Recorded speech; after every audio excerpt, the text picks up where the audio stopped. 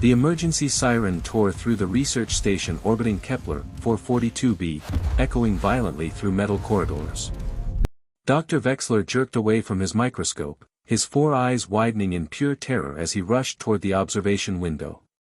Inside Laboratory 7, disaster had already struck.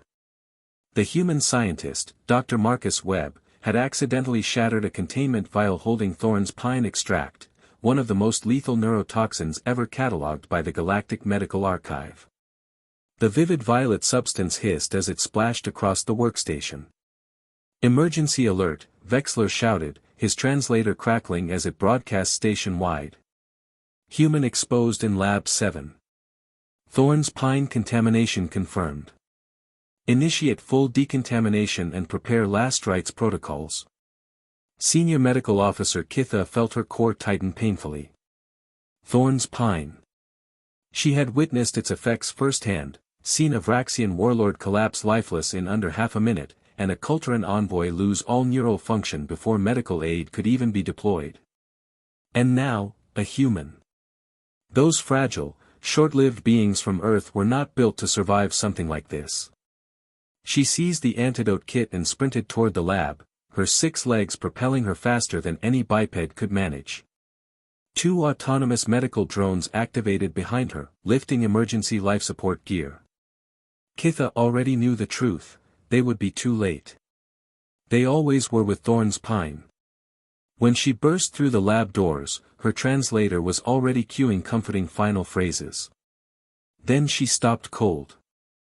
Marcus Webb was standing at the sink, completely upright, calmly washing his hands as if nothing had happened.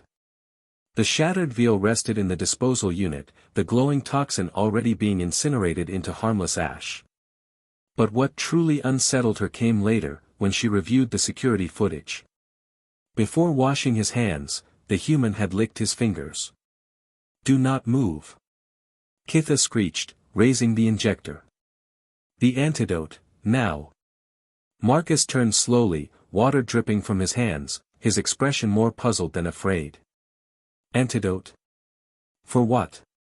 "The Thorn's pine extract," she cried. "You were exposed. You have seconds before total neural failure." She rushed forward, but Marcus gently pressed the injector aside. "Oh, that stuff," he said casually, glancing toward the disposal unit. "Yeah, got some on my hands. Tasted awful, by the way. Like battery acid mixed with burnt rubber." Kitha's medical training struggled to process what she was hearing. "You tasted it?" "Not intentionally," Marcus shrugged, drying his hands. "Just reflex." Then he frowned slightly. "Is this going to involve paperwork? I'm kind of in the middle of sequencing protein chains." Dr. Wexler stumbled into the lab moments later, his breathing apparatus wheezing from exertion. His eyes locked onto Marcus, standing very much alive. You're still functioning," Wexler stammered. Marcus blinked. "Yeah. Why wouldn't I be?" The 2 alien scientists exchanged looks of utter disbelief. Kitha immediately activated her medical scanner, sweeping it over the human's body.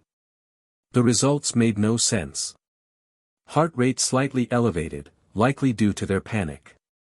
Cortisol levels mildly increased. But his neural pathways? Completely intact. No receptor damage. No cellular decay. No trace of the catastrophic breakdown that should have already occurred. "This cannot be correct," Wexler whispered. "Thorn's pine toxin is universally fatal. It binds to neural receptors in every carbon-based organism we've ever studied." Marcus raised an eyebrow. "Guess humans are just built different." The translator paused, struggling with the idiom. "You are suggesting your species is immune," Kitha said slowly, "to a neurotoxin capable of killing everything from a celestial leviathan to microscopic vora?" Marcus shrugged and returned to his workstation. "Well, we did evolve on a death world. Earth's kind of famous for that." That was putting it lightly. Every citizen of the galaxy knew Earth's reputation, a planet whose atmosphere had once been poisonous, where apex predators hunted cooperatively, where weather systems alone could wipe out cities, and where even plants evolved chemical defenses meant to kill anything foolish enough to consume them. When humanity first reached the stars, the Galactic Council had been deeply unsettled by how casually humans treated danger. But this was something else entirely. "I'm initiating a full biochemical analysis," Wexler announced, pulling data from his console. "There must be an undocumented factor in human physiology."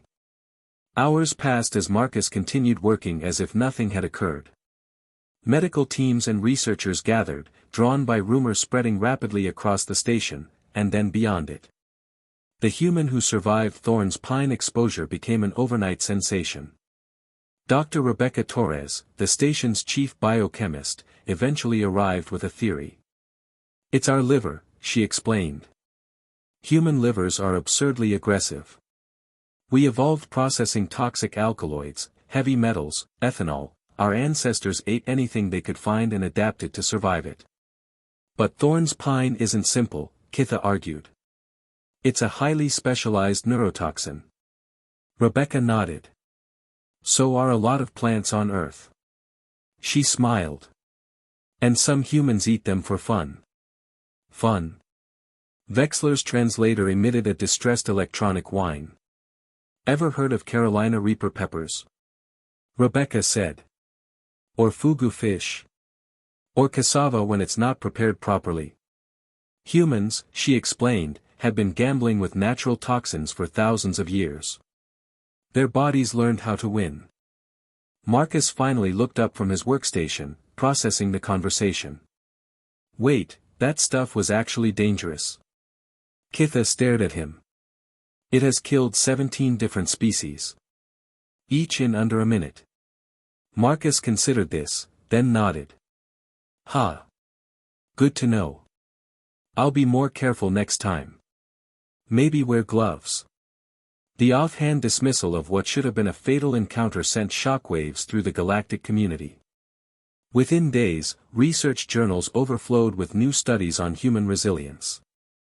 Emergency response protocols across multi-species stations were rewritten entirely whenever humans were present.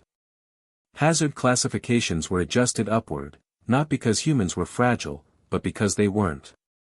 The Galactic Safety Council issued an addendum acknowledging that substances labeled universally lethal might require exceptions when human exposure was involved. But perhaps the most significant impact was philosophical. Despite their short lifespans and unremarkable physical strength, humans had once again proven themselves uniquely terrifying, not because they were invincible, but because they routinely survived situations that should have killed them outright. Dr. Wexler summarized it best in his incident report. "Humans do not persist because they are stronger than other species. They persist because they refuse to acknowledge the moment they should be dead. This denial may be their most dangerous evolutionary trait." The report circulated widely, becoming required reading in xenobiology courses across 3 sectors. As for Marcus Webb, he finished sequencing his protein chains before the end of his shift. He filed a minor incident report, complained briefly about the smell left behind by the toxin, and met his deadline without requesting an extension. Nearly dying, it seemed, was not a valid excuse for missing work. To the rest of the galaxy, the incident was a revelation. To Marcus, it was just another strange day in the lab. Very human indeed.